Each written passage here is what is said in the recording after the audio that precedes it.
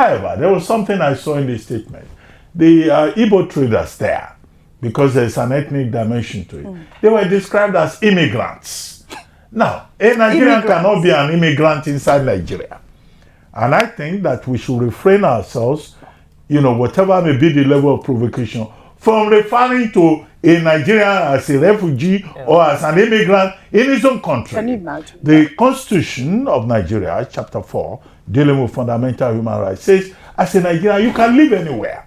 So this indigenous settler thing has to come to an end. And those who are going on social media referring to Igbos as immigrants in Lagos should know that they have the right to be in Lagos. Just as, where is that your village? Oh, okay, you are from I'm from Lagos Island. Okay, she is the one who may be described as an immigrant. But I live in Lagos. Mr. Peter Obi made the point by saying that even when government is insisting on laws, insisting on rights, government must operate with justice, with humanity. This is it. With a human face. This is it. And I think that that's just the bottom line of it, so that we do not get all of this reduced to the level of ethnicity. Thank you so much, Dr. Abati. Calling someone an immigrant in his or her own country sounds so silly. I don't even know how to describe it. It is just like an American calling a fellow American a foreigner or an immigrant. I mean, it doesn't even make sense. Even when an American that actually migrated and gets a citizenship, they don't call the person, an immigrant anymore. The person now becomes a citizen. And the truth of the matter is that the Constitution of the Federal Republic of Nigeria has made every Nigerian to have the right to live at any part of Nigeria he or she wants. No Nigerian is an immigrant at any part of Nigeria. That is the Constitution. Until maybe the Constitution is changed, but as of today, that is what it says. Every Nigerian has the right to live anywhere, do business in those places, and then abide by the laws of the Federal Republic, the state, and then the local government. That is it. So anybody thinking that one Nigerian will leave, or this set of Nigerians will leave this area and go back to their state, it is a joke. As far as this country exists, and as far as the Constitution still remains the same, it is just a joke. So anybody wishing that some certain people will leave their state or leave their region, the person is dreaming, and that is a fact. It can happen. Now, what I'm saying cuts across every part of Nigeria, north and south. Sometimes there are some certain people that some people may not want to be in their region. Yes, but unfortunately, the way Nigeria is structured now, everybody will live anywhere they want. That is the way it is. So I just want to say that I am impressed that Dr. Abati is stressing this for everybody to know. I know that so many of them who are even saying that, they know the truth, but it is just their wishful thinking. It is what they want to happen. But the truth is that it cannot happen.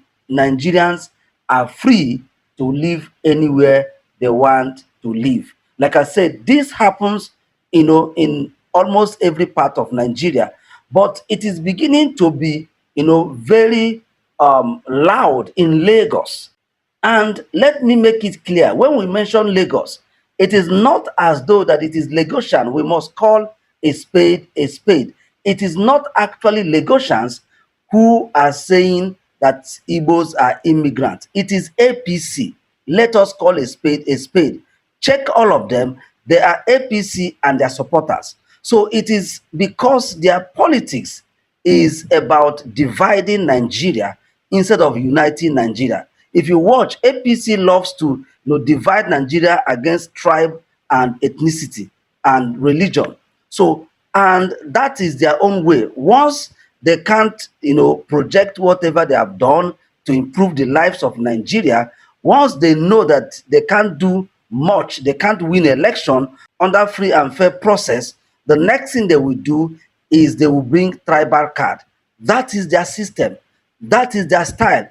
Go and check most of the candidates that contested against APC, most of the strong candidates, gubernatorial candidates in Lagos that contested against APC, they would always tag that person to be an Igbo person.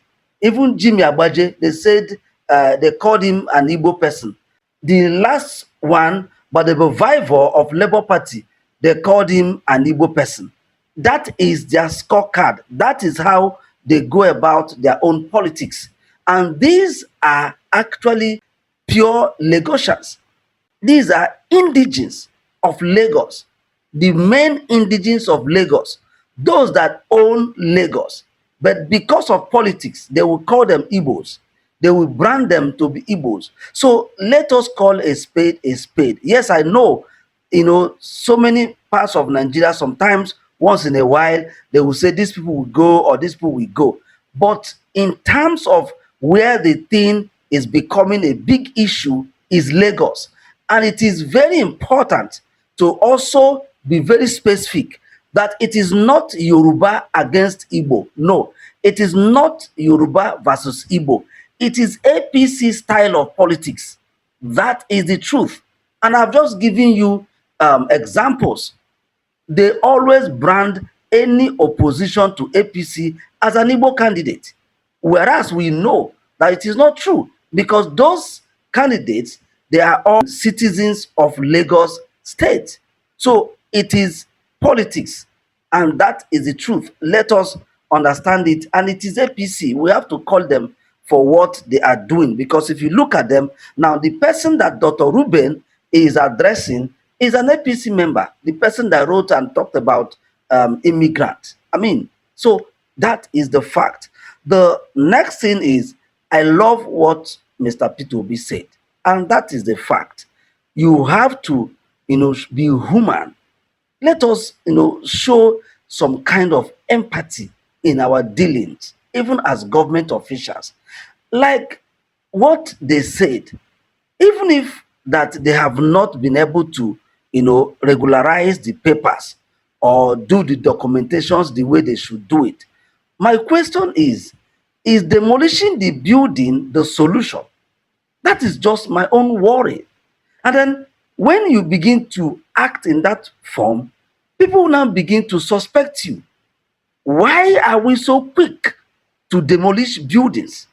Why is it that can't we seal off the place? Can't we, seal it off and then ensure that they don't enter the building until it is settled? So why are we always so quick to destroy? We destroy as if we don't know that it is not easy to make money. Sometimes these government officials, because they have lived, all their lives from government, they don't know, how money is made. I said some of them. I know so many of them also came from business background, but so many of them also have never done anything before apart from government. So their own is every month allocation comes and they eat. You are looking at buildings built with millions of naira, and you are pulling them down for just because they did not, get proper approvals and all of that. You have been calling them to come. They have not come. They have been saying that they don't have to come, that it is federal government. And for that reason, you pull the whole buildings down. I don't think it is a proper thing.